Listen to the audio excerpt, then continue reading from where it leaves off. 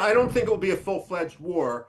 I suspect the Europeans, the United Nations, and maybe even Donald Trump himself are going to try to offer Iran an off-ramp to stand down.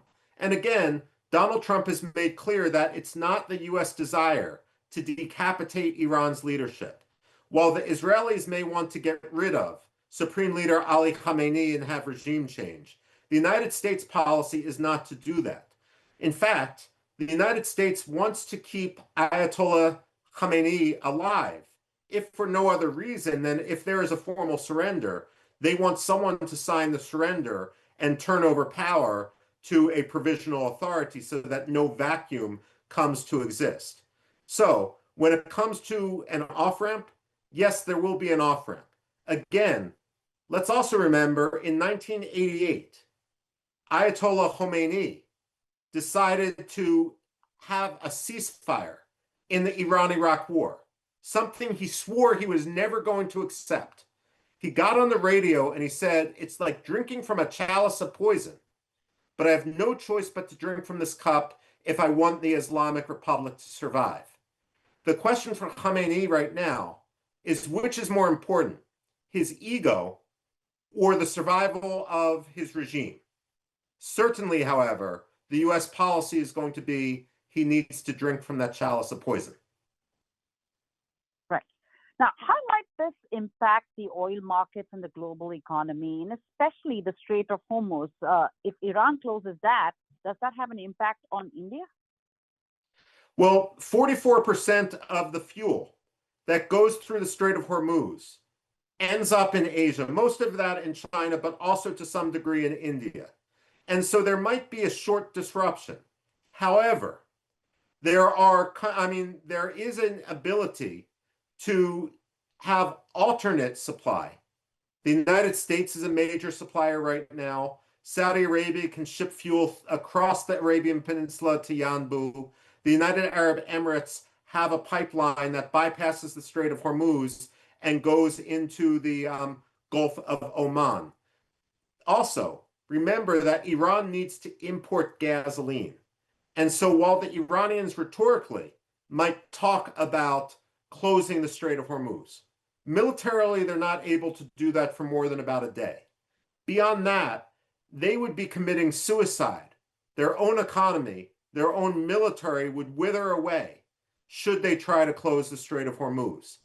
Back in April and October 2024, when you had the Iranian missile strikes on Israel and the Israeli retaliation, the Iranians briefly started exporting some of their oil through Jask, which of course is also like Chabahar, outside the Strait of Hormuz.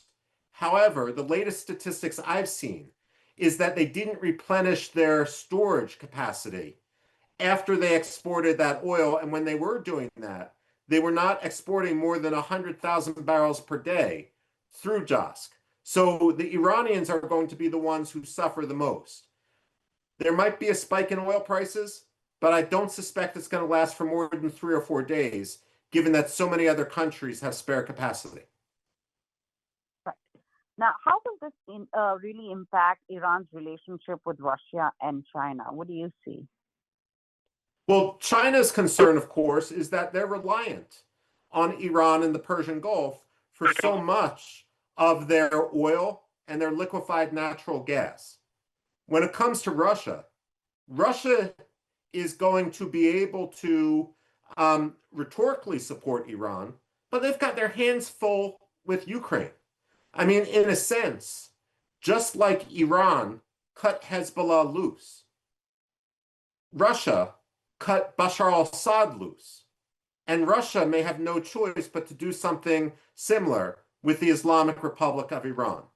It would not surprise me if we see an end of the Islamic Republic. It would surprise me if we see a democracy form in its place. I suspect what we might end up seeing is a military coup on the part of certain factions within the Islamic Revolutionary Guard Corps that might try to strike a deal. Iranian sovereignty for Iranian non-aggression. Right. Moving on from this topic about Pakistan formally recommending U.S. President Donald Trump for the Nobel Peace Prize. What happens here with all this happening?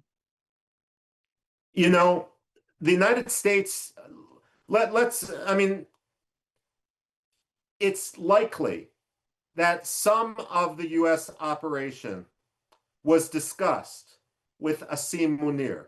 Maybe not in detail, but maybe something to the effect of passing some messages to Iran or talking about the possibility of overflights.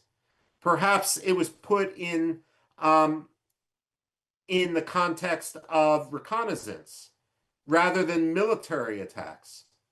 And also, one of the things we also likely discussed with Pakistan was, should there be any damage to U.S. aircraft, ability of the U.S. aircraft to land inside Pakistan. Honestly, in 2003, when we started the Iraq War, we made a similar deal, ironically with Iran itself, that American planes could land on Iranian airfields and that the planes and the pilots wouldn't be molested. That said, there is a pattern in American-Pakistani relations where we will offer Pakistan incentives when we need them. And as soon as we stop needing them, then we stop being so generous. It wouldn't surprise me to see that pattern repeat here. And frankly, Pakistan knows when they deal with the United States, we are fair weather friends.